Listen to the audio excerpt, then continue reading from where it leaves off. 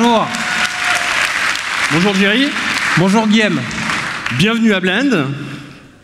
Bienvenue chez vous. Comme vous le voyez, on a mis les petits plats dans les grands plats aussi dans les grands, pour vous recevoir dans cette scène qui aura deux parties. Une partie cuisine, une partie salon, histoire de favoriser les échanges tout au long des 2 journées de Blend. Jerry, peut-être un petit rappel, parce que Blend, c'est une histoire qui a commencé il y a 8 mois.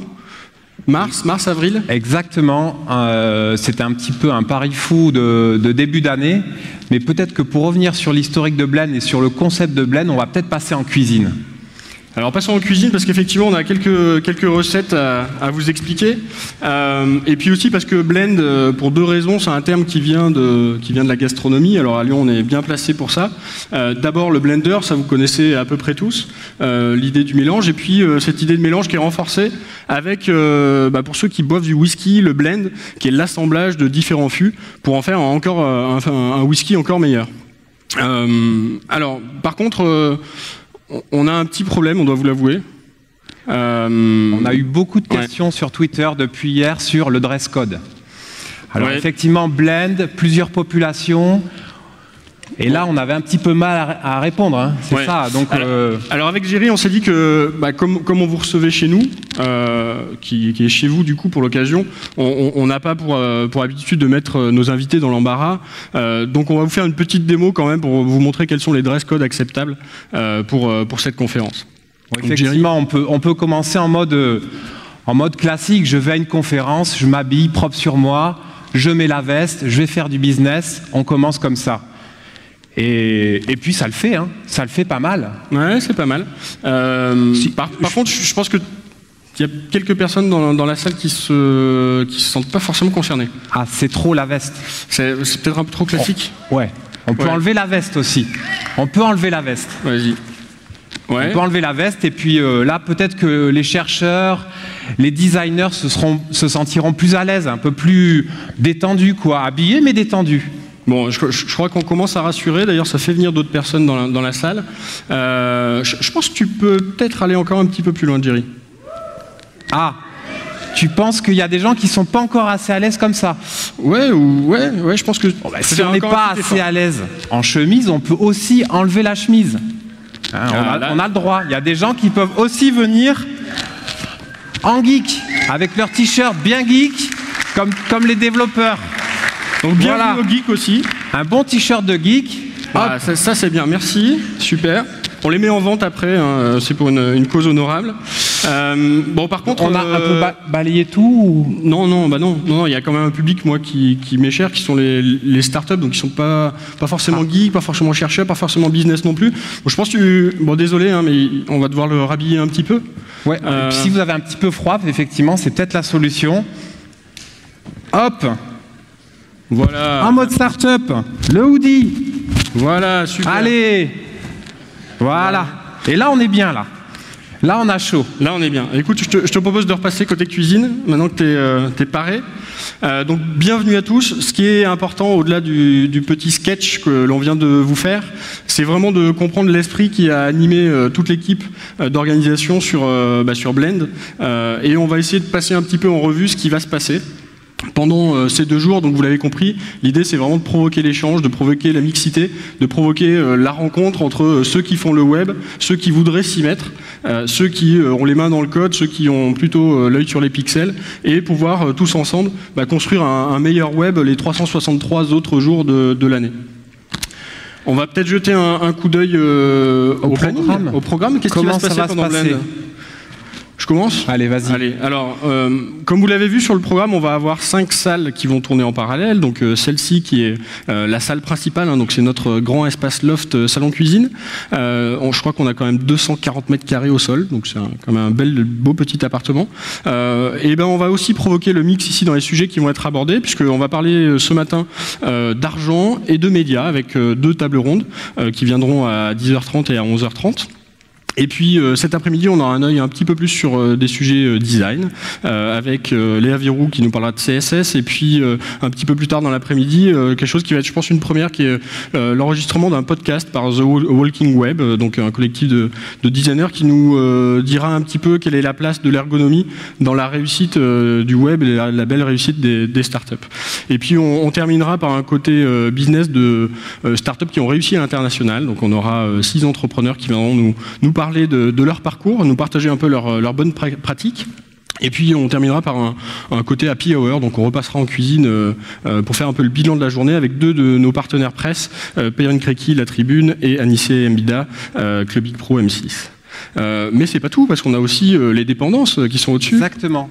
Donc en fait, tout se répartit sur 3 emplacements, donc cette grande plénière, le forum qui est plutôt dédié au networking et à la restauration, les postes cafés, et également l'étage sur lequel il y a 5 salles dans lesquelles vont se dérouler en parallèle des conférences. Donc vous avez normalement reçu un programme, donc il y a vraiment ces trois espaces et vous pouvez circuler et vous serez guidé par des gens si vous avez des questions. Alors, comme on va rentrer tout de suite dans le vif du sujet, on a décidé de le faire, c'est un peu une marque de fabrique dans l'Orga Blend en mode no bullshit, donc on n'aura pas de discours, là c'est la seule partie discours que vous allez avoir ce matin. On a par contre quelques petits briefs techniques à vous faire sur tout un tas de petites choses. Exactement. D'abord, comme on est dans la cuisine, on va peut-être parler nourriture. Exactement, donc le buffet c'est dans le forum, il y a des pauses café le matin et l'après-midi, donc voilà, faites-vous plaisir pour ça. On aura toujours dans le forum une Nerf Party qui aura lieu à 17h30, 17h45 d'ailleurs. Alors ça c'est un peu particulier, normalement on devrait battre un record puisqu'on aura une centaine de participants qui vont se tirer dessus. Alors effectivement, ceux qui ne connaissent pas les Nerfs, on les invite à venir en fin de journée, ça sera la partie après le work hard de la journée, ça sera plutôt le play hard. Donc venez découvrir ça. Sinon dans les autres détails pratiques, le hashtag de l'événement c'est Blend Web Mix. Il y a également une super application pour faire du networking qui s'appelle Bizabo, sur lequel l'événement est branché et ça marche extrêmement bien. Donc Bizabo, B-I-2-Z-A-B-O. Je vous invite à vous inscrire. Enfin, c'est très très bien fichu pour le networking. Et puis, donc voilà pour les différentes problématiques qui peuvent vous rendre facile la navigation de salle en salle et puis jusqu'au buffet. Et puis évidemment, on n'est pas que 2 à organiser cet événement. On a des partenaires qui nous ont soutenus depuis le début et puis des sponsors. Alors Jerry, on va quand même faire la liste. C'est important de les mentionner parce que sans eux, franchement, on ne serait pas du tout là aujourd'hui avec vous. Effectivement, on va commencer par remercier le Grand Lyon qui nous a soutenus à la fois financièrement mais aussi opérationnellement, et ça c'était vraiment très très agréable. Beaucoup de plaisir à travailler avec les équipes du Grand Lyon pour monter cet événement. On va remercier également nos partenaires du numérique lyonnais, Cluster Edit, Imaginov, Réseau-Pol et Génération Digitale qui nous ont aussi soutenus dans cet événement.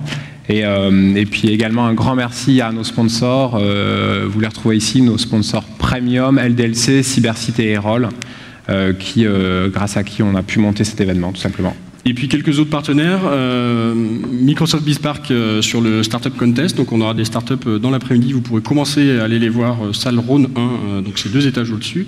Le Wi-Fi par conversationnel, vous avez sûrement déjà vu le code, je pense que... Le code est sur votre badge pour ceux qui ne l'auraient pas noté. Le SSID s'appelle conversationnel et le mot de passe c'est l'agence qui fait parler. Et puis la Nerf Party, Netissime, qui sponsorise. Est-ce que... on est pas mal. On est bien. Eh bien écoutez, merci Jerry. On va pouvoir rentrer dans le vif du sujet. Alors pas tout de suite avec la table ronde qui va parler argent, puisque ça nous semblait important de commencer avec 2 témoins un peu particuliers qui sont aussi des coups de cœur. Un qui va être présent sur scène, un qui sera présent en vidéo, on verra un petit peu plus tard. Et c'est pour ça que j'accueille tout de suite Frédéric Montagnon à nous rejoindre, fondateur de eBuzzing et de Overblog.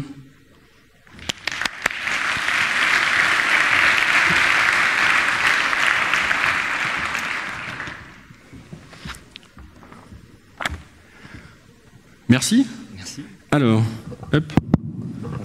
Ouais, très bien, installe-toi. C'est comme à la maison. Hein. Bonjour. Alors, un petit mot particulier pour t'accueillir, parce que quand on t'a contacté quasiment au début, alors évidemment, je crois que ça s'est fait sur Twitter ou sur Facebook, un petit ping, tiens, est-ce que tu serais pas par ici?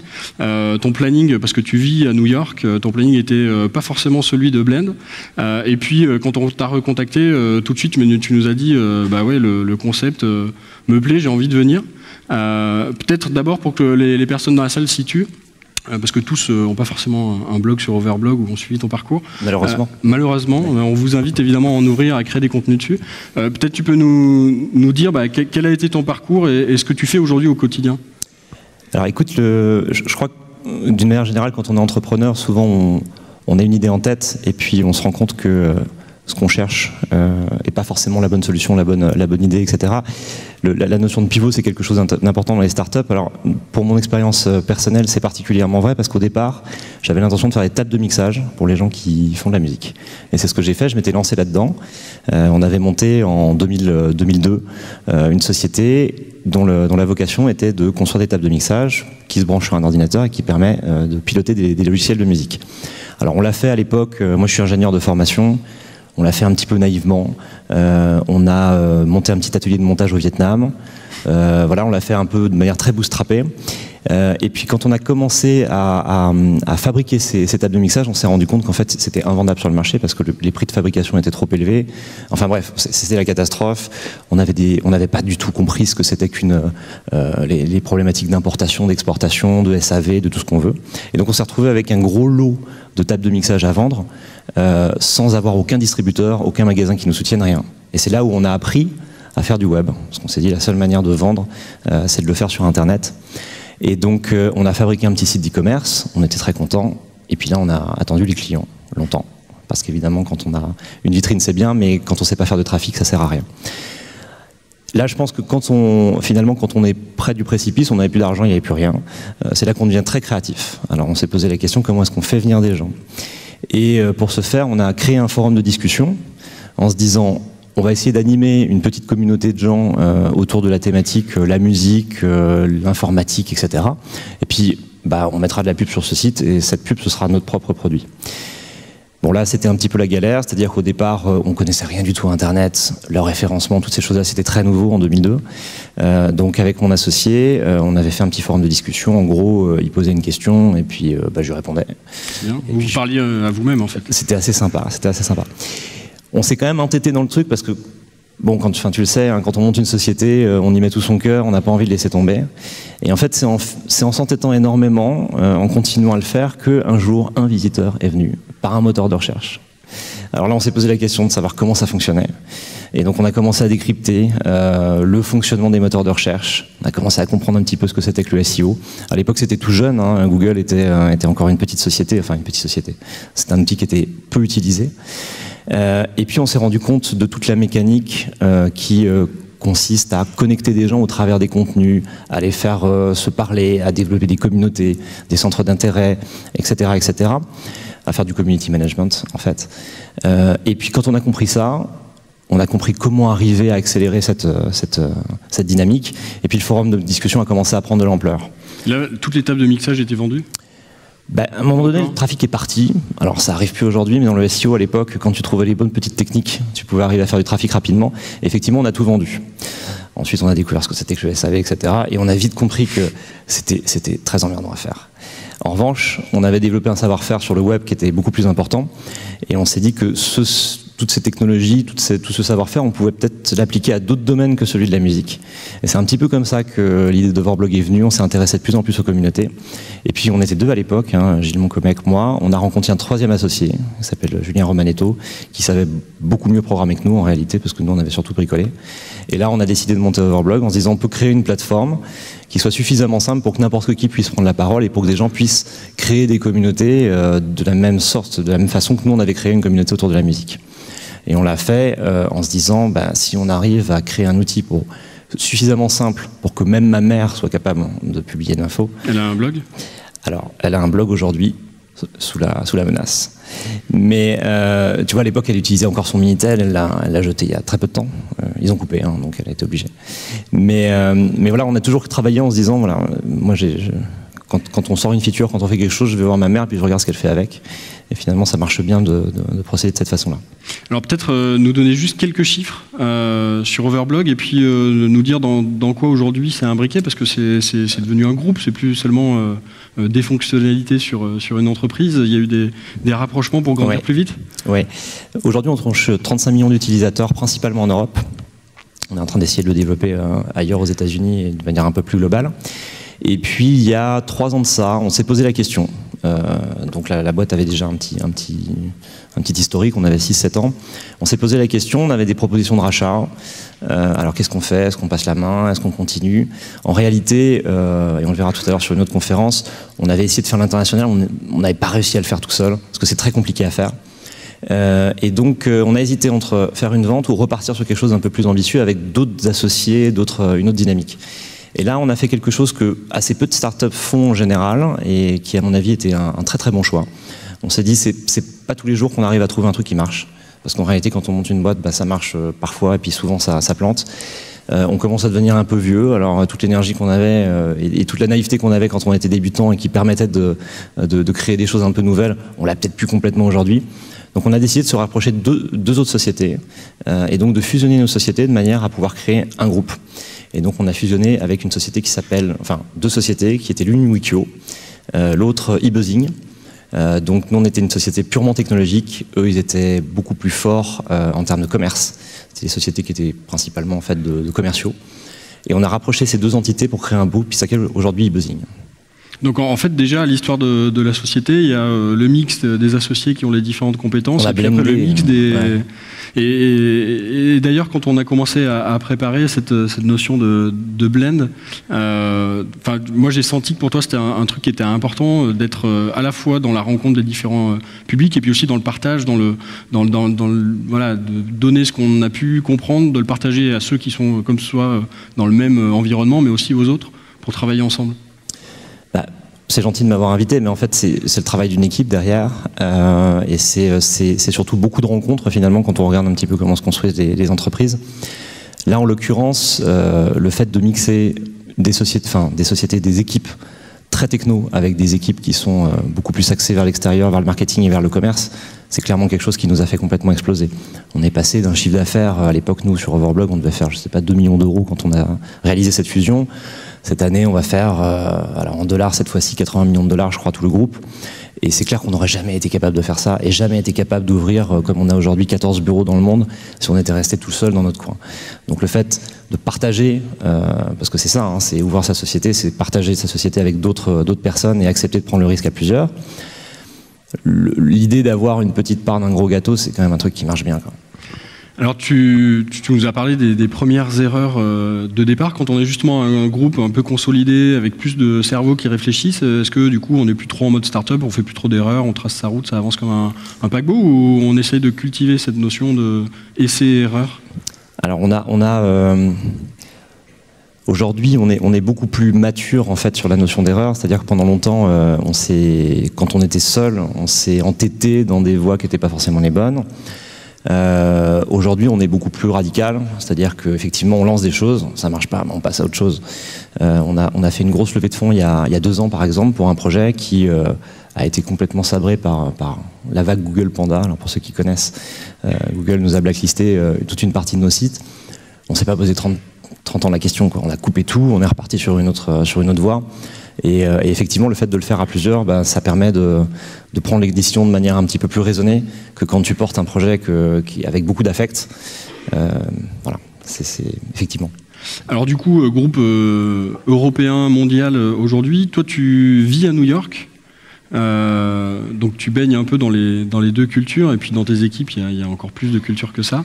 Est-ce que ça aussi c'est un élément de mixité qui est important pour la réussite d'une entreprise, ou est-ce que finalement avoir un pied en Amérique c'est la bonne manière de réussir, il faut réussir à l'américaine, manger le marché américain, et c'est comme ça qu'on va réussir? Nous on a mis très longtemps avant de partir aux États-Unis parce qu'on sait que c'est très difficile là-bas. On a une culture qui est d'abord européenne, donc on a commencé par se développer en Europe. Je pense que c'était une bonne stratégie.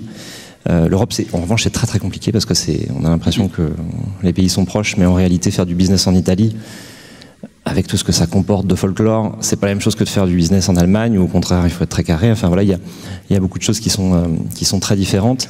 Qu'on partagera d'ailleurs ce soir sur la table ronde Grandir à l'international. Je pense que dans le panel, il y a eu beaucoup d'erreurs faites et de choses comprises sur comment se développer nos. Ouais, non, c'est pas si simple. L'international, c'est vraiment un gros sujet.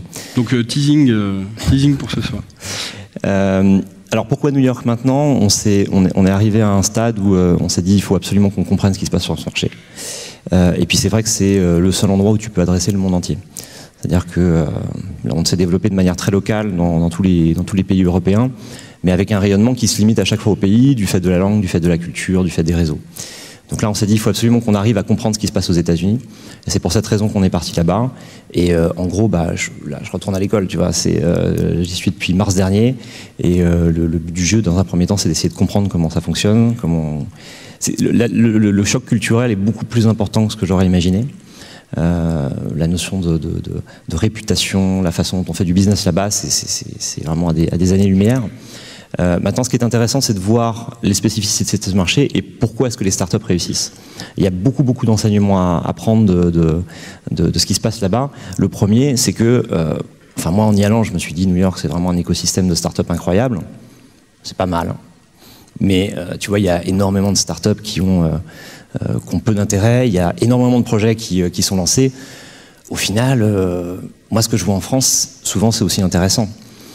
Après, ce qui change, c'est dans la manière de financer les boîtes. C'est dans la concentration qui est mise sur la distribution, la vente, beaucoup plus tôt en réalité. On a l'impression que les boîtes aux États-Unis cherchent pas à monétiser, mais c'est pas vrai. En réalité, souvent, ils font des petits produits qui marchotent. Ils les habillent très bien, et puis ils regardent. Est-ce que ça fonctionne, est-ce que ça fonctionne pas? Nous, en France, on a plutôt l'habitude d'essayer de faire des produits très aboutis, de les sortir vraiment quand ils sont parfaits. C'est un peu le syndrome Apple, on a l'impression c'est bien de mimer des sociétés qui sont très matures. En réalité, eux, ils savent très bien que ça, c'est trop compliqué. Donc ils font des choses qui sont très simples, ils essayent de les vendre, de les distribuer, ils les pitchent en permanence, puis ils voient, quoi. Moi, je trouve ça assez intéressant comme... Et de ton œil extérieur, tu as le sentiment que ça, c'est un truc qu'on est en train de comprendre en Europe et en France en particulier, avec tous les mots qu'on peut entendre, Lean Startup, MVP, cette notion de justement, ok, on fait un petit truc pour tester, pour voir si ça marche et s'autoriser le fait de faire des erreurs. T'as l'impression que c'est en train de changer, ça ou... J'ai l'impression que c'est une culture qui est en train de venir, et principalement parce qu'il y a beaucoup plus aujourd'hui de vieux entrepreneurs du web, évidemment, qui s'impliquent dans l'écosystème.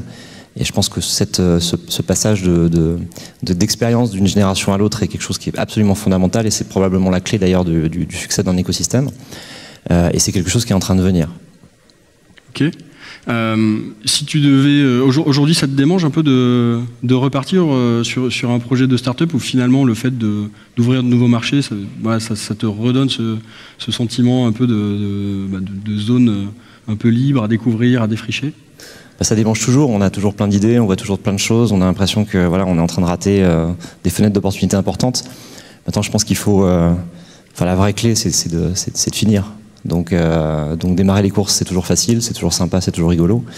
En réalité, ce que je trouve intéressant et la raison pour laquelle finalement on n'a pas vendu à l'époque et la raison pour laquelle on a décidé de s'associer avec d'autres sociétés pour aller plus loin, c'est justement de faire l'exercice jusqu'au bout, de créer des vraies marques avec des vraies équipes qui sont vraiment autonomes et pas de rester dans un mode un peu bancal. Aujourd'hui, moi, ce qui m'intéresse, c'est de participer à la construction d'une société, même si on n'est plus les seuls fondateurs, tu vois, mais de participer à la création d'une société qui vit sa vie toute seule et qui va rester après nous.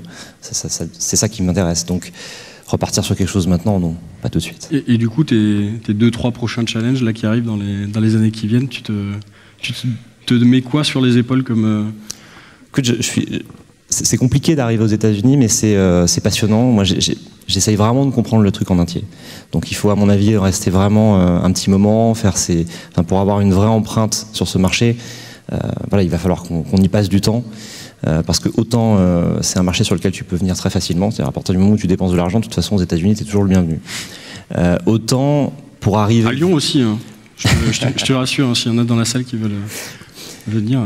Autant pour vraiment développer une réputation, une activité, pour avoir vraiment les outils pour pouvoir bosser, il y a un peu de boulot. Donc mon challenge, c'est ça, c'est d'arriver à faire en sorte d'avoir vraiment cette double culture à l'arrivée, même si je suis fondamentalement amoureux de la France et que je me vois pas rester là-bas. Mais prendre vraiment ce savoir-faire, cette culture, et puis essayer d'en faire quelque chose qui soit vraiment propre et éventuellement même de le réimporter en France, c'est quelque chose qui m'intéresse particulièrement. Et au final, c'est une force d'avoir commencé en France pour se développer ensuite aux États-Unis? Alors, est-ce qu'on aurait dû partir immédiatement? Je ne sais pas. La vie là-bas est complètement différente. Je ne suis pas sûr d'être complètement encore... tu vois, on se hug. Hein, aux États-Unis, moi, c'est pas un truc que je ferais naturellement. À vie, donc pas de hug pour Fred. Je suis content en fait qu'on ait... En fait, bâtir une société depuis la France, c'est assez simple. Tu vois, surtout une société technologique. Les ingénieurs sont pas chers. Ça va faire plaisir aux employeurs d'ingénieurs dans la salle. Non mais c'est vrai. Hein. Écoute, regarde, un bon ingénieur en France, quelqu'un qui a, je sais pas, 5-10 ans d'expérience, tu vas le payer entre 60 et 90 000 euros par an. Aux États-Unis, si tu mets pas 200 ou 250 000 $, il n'y a rien, quoi. Donc c'est hors de prix. C'est extrêmement difficile d'arriver à faire venir les gens dans ta boîte parce qu'il y a une concurrence démente entre les sociétés. Puis comme tout le monde lève des fonds d'une manière complètement disproportionnée, il y a une montée des enchères qui est folle. Ensuite, pour arriver à motiver les gens, c'est pas simple. Et les gens sont pas meilleurs là-bas qu'ici. Donc je suis assez content d'avoir démarré d'ici. Et je pense que, en plus de ça, comme il y a une compétition qui est moins forte, faut dire ce qui est. Globalement, c'est un bon terreau. La France est un très bon terreau. Et alors financièrement, j'en parle même pas. On a des aides ici qui sont démentielles. Et bon, ça c'est un truc qui n'existe pas là-bas.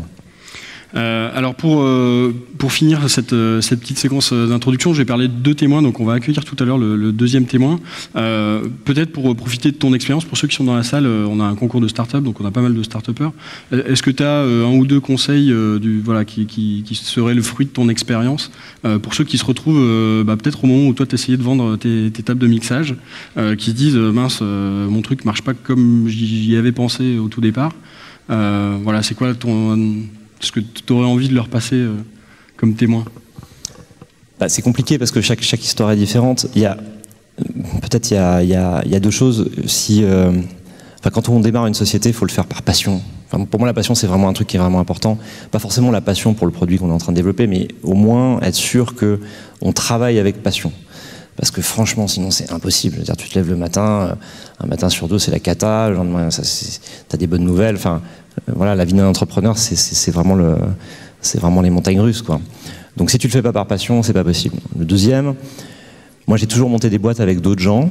Alors c'est toujours compliqué de partager, mais c'est un vrai plaisir parce que quand on est plusieurs dans un bateau qui prend un peu l'eau, c'est plus facile de se motiver et de se dire bon, on va s'en sortir que quand on est tout seul. Et ça, en fait, c'est souvent on a l'habitude de raconter l'histoire des sociétés autour d'une personne, etc. C'est jamais vrai. À part d'exceptions vraiment très particulières, les sociétés, ça se monte en équipe. Alors derrière, pour la com, c'est mieux d'en mettre en avant. Mais il faut pas croire en fait ce qu'on raconte. Il faut arrêter de lire ces histoires-là. Il faut mettre un filtre. Tu vois, le produit parfait, l'histoire parfaite, celui qui part de rien. Non, c'est un truc en équipe. C'est dur, il faut se le dire. Et c'est parce qu'on le fait avec passion et qu'on est persévérant qu'on finit par y arriver. Très bien. Écoute, on va rester sur ces 2 conseils. Alors tu vas rester avec nous pour accueillir le deuxième témoin. Je pense qu'on peut applaudir Fred d'avoir partagé. Merci beaucoup.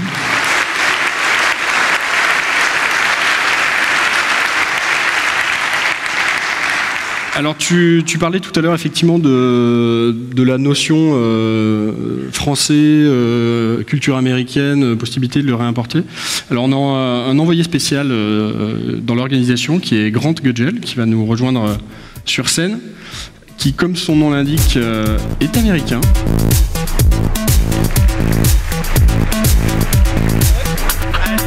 Ah, le hug.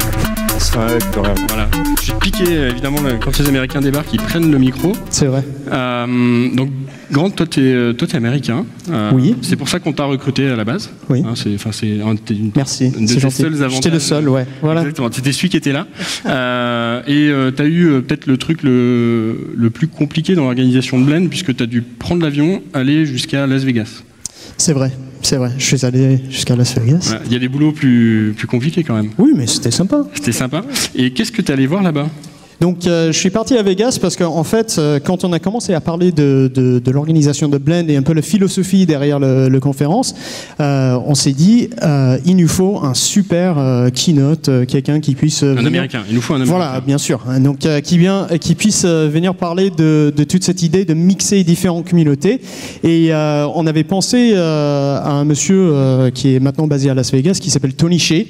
Donc peut-être vous avez entendu parler de lui. C'est le CEO d'une entreprise qui s'appelle Zappos.com, qui vient de se vendre l'année dernière à Amazon pour un joli package. 1,2 milliard, ouais. Ouais, donc voilà. Donc monsieur Hsieh, d'ailleurs, il a fait un bon sortie. Et donc on l'avait invité à venir nous rejoindre à Blend, et malheureusement ils ont une petite problématique d'entreprise, c'est qu'ils déménagent, et ils déménagent 1500 personnes à la fois, et ça tombe en ce moment. Donc il n'a pas pu être présent. Par contre, tu allais le rencontrer. Ouais, donc on a réussi à avoir un petit interview avec lui.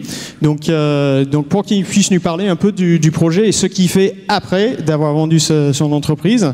Et vous allez voir, ça a pas mal à nous montrer sur cette idée de mixité des différentes cultures et des différents groupes afin de promouvoir l'entrepreneuriat et l'innovation. On va regarder la vidéo et puis on revient après pour réagir. Oui.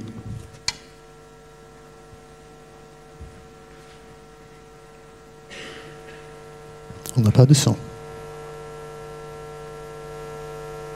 On n'a toujours pas de son. Je peux chanter si vous voulez.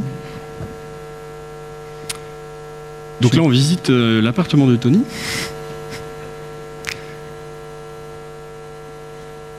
Oh, on va peut-être... Il fait des mots.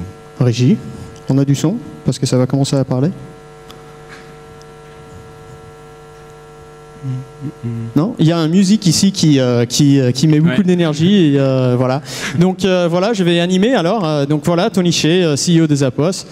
Donc là, c'est moi à droite. Vous voyez, c'est Tony Hsieh à gauche.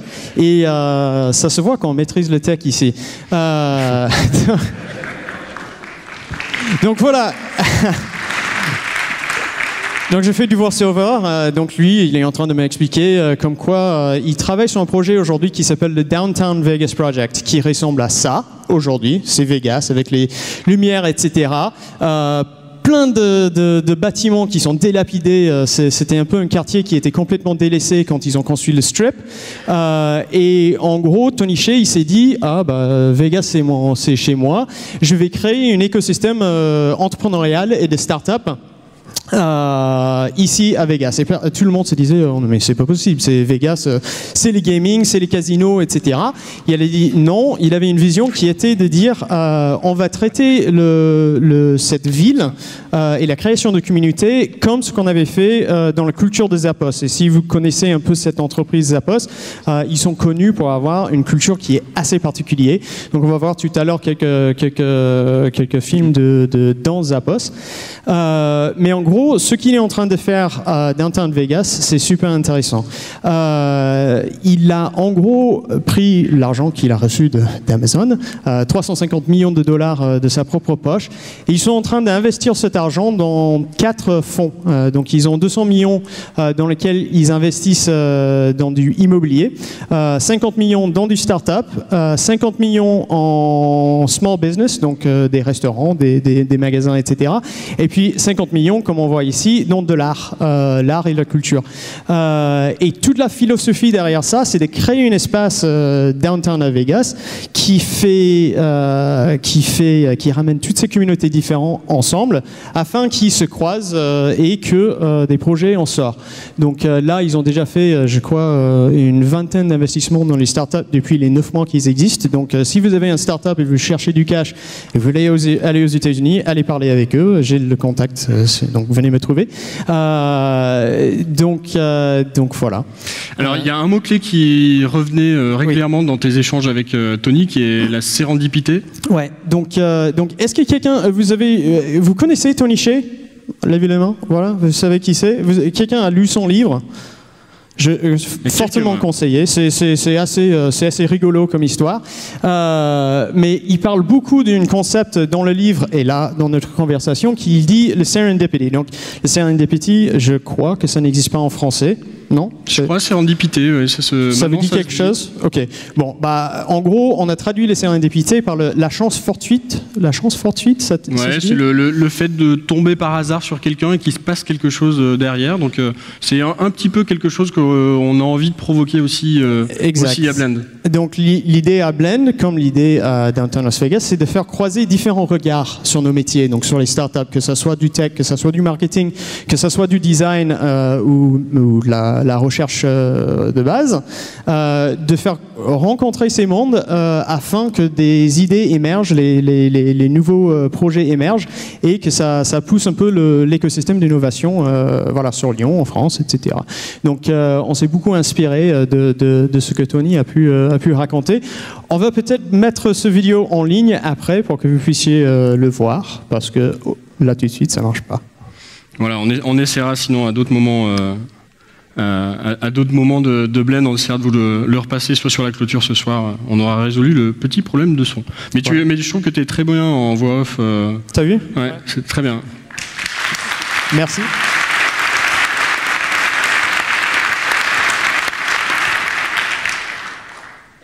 Fred, comme du coup on a gagné un petit peu de temps et que en plus pour le coup, est-ce que ça évoque quelque chose, cette notion de sérendipité, tu la retrouves plus de l'autre côté de l'Atlantique ou c'est un truc qui est vrai ou qui doit aussi se provoquer dans les écosystèmes?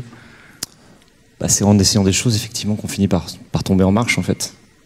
Donc, et tu sens que cette notion de peut-être un peu plus américaine, de tiens on rencontre quelqu'un, on essaie de voir si on peut faire quelque chose, et il y a ce côté un peu hasard qui fait provoquer les choses. C'est une société dans laquelle effectivement la notion de rencontre, tout est fait pour se rencontrer en permanence, tu vois, dans la vallée comme à New York ou ailleurs.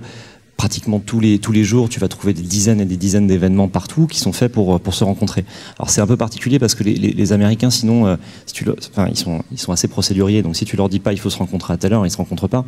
Donc tu organises des événements dans lesquels tu organises des événements dans lesquels tu dis voilà, pendant 1 heure on va tous se rencontrer, donc tu as des événements de networking sur tout un tas de sujets, tu as 1 heure, tu sais que tu as 60 personnes, ça fait 1 minute par personne, tout le monde se dit bonjour avec un grand sourire, on fait une petite blague, on se tape dans le dos, tu pitches ton truc très vite et puis tu prends la carte, alors tu as 2 poches, à gauche tu recontactes pas, à droite tu shooteras un petit email en sortant de l'événement, c'est comme ça que ça se fait et les gens rencontrent une quantité de gens incroyables tous les jours. En pitchant. Donc du coup, ça te force à formater ton discours, à essayer de voir si les autres réagissent ou pas, si ton idée finalement, elle tient le coup ou pas. Et si t'es pas capable de résumer, tu vois, et de donner envie à quelqu'un en 30 secondes, faut passer à autre chose. Mais effectivement, ça se passe beaucoup sur les rencontres. On va espérer qu'il y aura beaucoup de rencontres pendant Blend. Alors maintenant, ça va être un moment un petit peu particulier puisque le programme dans les autres salles va commencer maintenant.